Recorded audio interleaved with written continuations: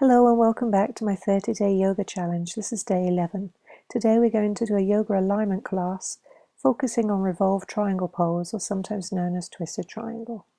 So before we begin, I'm going to demonstrate Triangle Pose, which is a summary of what I taught in my yoga alignment class a few days ago. So I'd recommend watching that beforehand if you haven't already.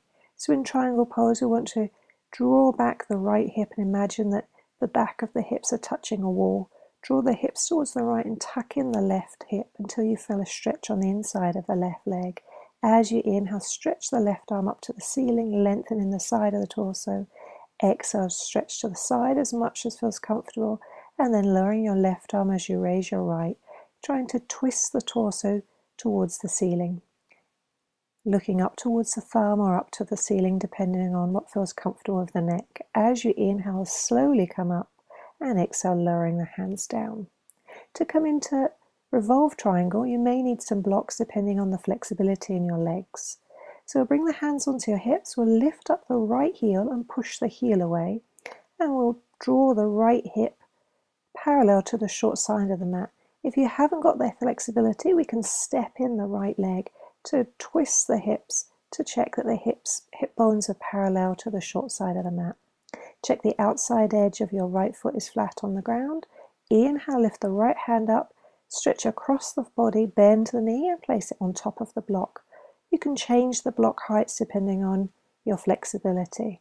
So twisting the torso to the side, we'll lift up the left hand and lining up the wrists in line with the shoulders and working towards straightening your front leg.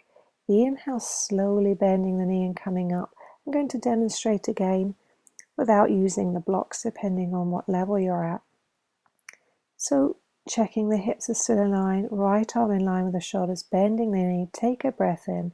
As you exhale, cross the hand, bring it onto the floor, twist the torso to the side, and then work towards lining your hand up roughly in line with the shoulders, and then we're working towards straightening the leg. Pausing here, inhaling and exhaling through the nose. If you can see your thumb, trying to gaze at your thumb or up to where feels comfortable with your neck, so listening to your neck. We'll bend the elbow and the knee and inhale, slowly come up before we do the same on the other side. Now taking hold of the blocks, changing your feet and bringing the blocks on the outside of your opposite foot. So just checking the hips are parallel to the short side of the mat, and check the left outside edge of the foot is pushed into the ground. Left arm in line with the shoulder, take a breath in. As you exhale, cross the hand across the body. You can put it on different heights of the blocks as your flexibility improves, and then we'll twist the torso to the side and then work towards lining the upper arm up in line with the shoulders and working towards straightening the leg. So inhaling and exhaling through the nose. So really imagine we want to twist the whole of the torso towards the ceiling. The more you practice this, the more comfortable it'll feel, the more flexibility you'll have.